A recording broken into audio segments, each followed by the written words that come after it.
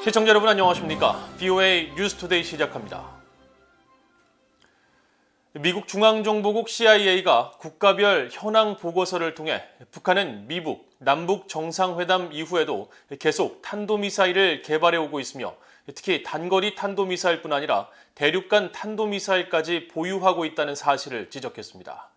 또 김정은 국무위원장은 경제난을 자인했으며 대규모 군사비 지출 등으로 북한이 만성적인 식량난을 겪고 있다고 평가했습니다. 첫 소식 조은정 기자가 보도합니다. 미국 중앙정보국 CIA가 지난 15일 공개한 국가별 현황 보고서입니다. CIA는 북한에 대해 지난 2019년 이래 탄도미사일 개발을 계속해왔다면서 이 기간 동안 북한은 미국을 비난하는 성명을 계속 발표하고 장거리 미사일과 핵무기 등 군사력을 강화하겠다고 공언했다고 지적했습니다. CIA는 이어 2021년 현재 확대되고 있는 북한의 탄도미사일 프로그램에는 근거리 탄도미사일을 비롯해 단거리, 중거리, 중거리 탄도미사일뿐 아니라 대륙간 탄도미사일이 포함된다고 밝혔습니다. 미북, 남북 정상회담이 열렸던 2018년 이후에도 북한은 계속 탄도미사일을 개발해 오고 있으며 이들 탄도미사일들은 한국은 물론 일본, 미국 본토를 겨냥한 여러 종류의 사거리들이라는 점을 명시한 것입니다. 이와 관련해 조엘 보웰 주일미군 육군사령관은 최근 국방 전문 매체 디펜스원이 주최한 연례 국방포럼 2022 전망회의에서 지속적으로 확대되고 있는 북한과 중국, 러시아의 영내 위협을 지적했습니다. In the last decade or so, with North Korea's capabilities to test and launch sea, air, and intercontinental ballistic missiles and threaten the region, there's been much more of a focus on what that deterrence needs to be to include ballistic missile defense with Japan as one mission. CIA 보고서는 이어 북한의 영내 도발적인 군사 행동과 태세는 국제사회에 큰 우려를 불러일으키고 있다면서 특히 북한의 국제사회와의 경제적 관여를 제한했다고 평가했습니다. 또 대규모 군사비 지출과 탄도미사일, 핵 프로그램 개발로 인해 투자와 민간 소비에 필요한 자원이 소모됐다면서 과다한 군사비 지출을 만성적인 경제난의 핵심 원인 중 하나로 설명했습니다. 또 북한은 전 세계에서 가장 고립됐으며 아시아에서 가장 가난한 나라 중 하나이고 세계에서 가장 중앙 통제적이고 가장 폐쇄적인 경제 체제라며 만성적인 경제난에 직면해 있다고 지적하면서 올해 초 김 위원장이 경제정책 실패를 시인했다고 밝혔습니다. CIA 보고서는 이어 북한은 2002년부터 준민간 시장에 대한 제한을 완화하기 시작했지만 주민들의 전반적인 생활 수준을 향상시키기 위한 다른 노력은 기울이지 않았다고 지적했습니다.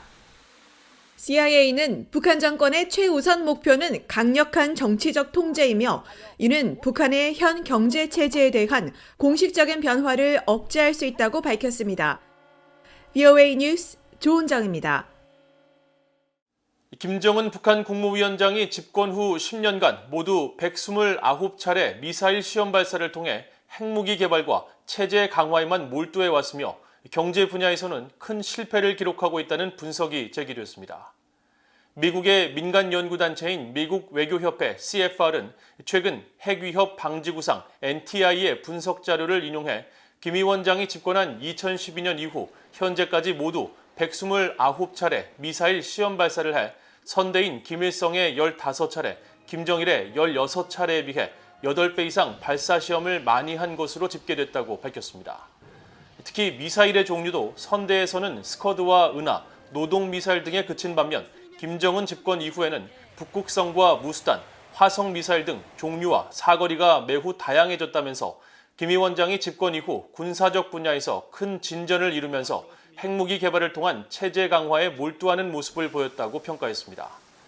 보고서는 그러나 경제 분야에서는 가장 큰 실패를 기록하고 있다면서 김 위원장의 개방 없는 개혁 정책이 북한의 핵과 미사일 개발에 따른 국제사회의 대북 제재와 신종 코로나 바이러스 감염증 사태에 따른 국경 봉쇄, 이딴 자연재해 등의 여파로 큰 차질을 빚고 있다고 지적했습니다. 미국과 한국은 한국의 증대된 역량과 더 큰 자율성에 대한 열망을 인식하기 위해 동맹 관계를 조정하고 있다고 미국 의회 조사국이 분석했습니다.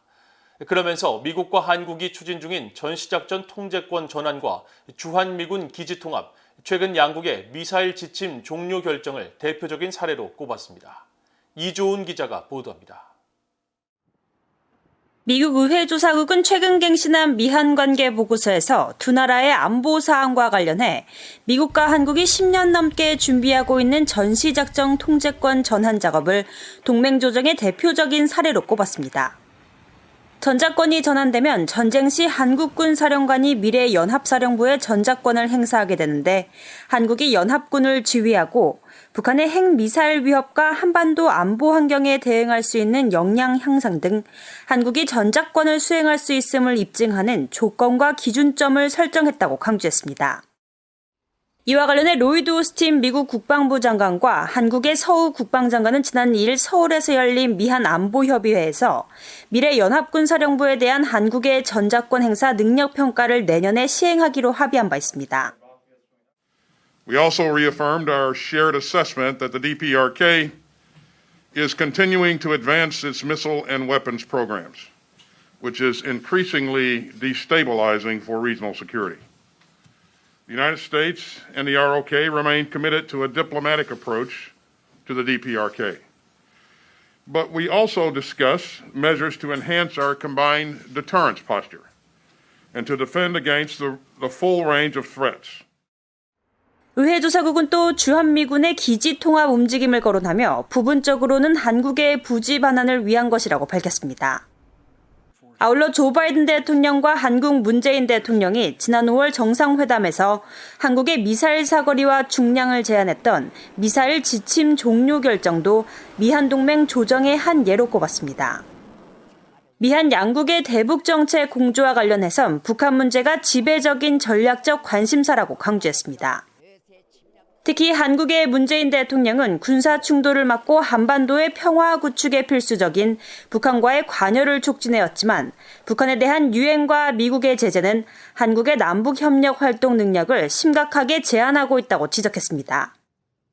또 북한은 2019년 초부터 인도주의적 지원을 포함해 미국과 한국의 도움 제안을 무시하고 있다고 밝혔습니다.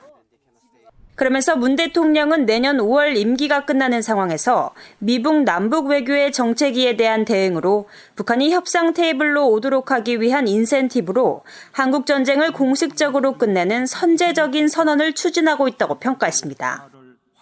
한국의 영내 관계와 관련해선 한국은 자국과 북한의 대중 경제 의존 때문에 북중 관계를 주시하며 대북 정책을 조정하고 있다고 밝혔습니다. 특히 한국은 미국과 일본, 호주, 인도의 안보 협의체인 쿼드와의 협력에 대해 모호한 입장을 취해왔다며 쿼드가 반중국 프레임을 피한다면 한국의 쿼드 참여 가능성은 높아질 수 있다고 분석했습니다.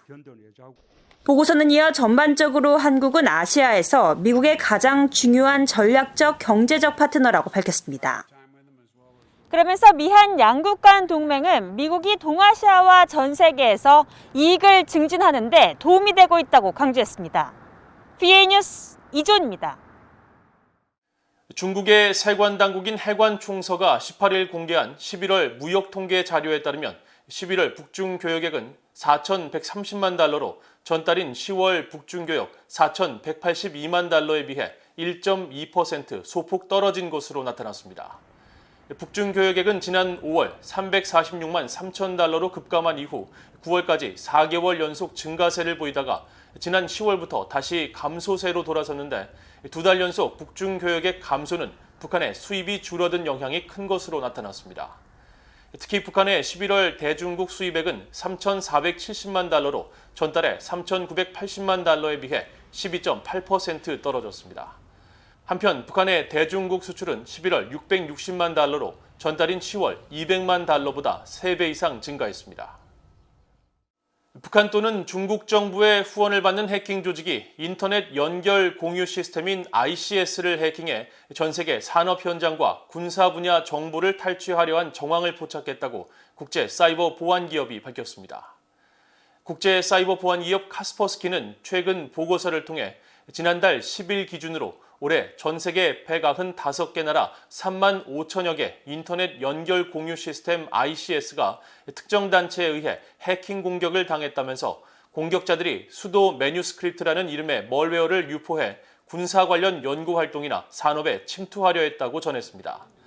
그러면서 이들이 사용한 매뉴스크립트는 주로 북한 정부의 후원을 받는 해킹 조직 라자루스가 사용하는 멀웨어이며 프로그램 내 데이터 일부가 중국어로 작성되어 있는 것으로 미뤄 이들이 북한 혹은 중국 정부의 후원을 받는 해킹 조직일 가능성이 크다고 분석했습니다. 보고서는 이 해킹 조직이 사용하는 수도 매뉴스크립트 멀웨어는 인터넷 연결 공유 시스템의 합법 프로그램인 것처럼 위장 설치돼 각종 개인정보와 사진, 영상 정보를 수집하도록 고안됐다면서 최근 ICS를 통한 해킹 범죄가 급증하고 있지만 관련 보안 대책이 미흡한 만큼 관계기관의 대비가 필요하다고 강조했습니다. 이상으로 VOA 뉴스투데이를 모두 마칩니다. 시청해주신 여러분 고맙습니다.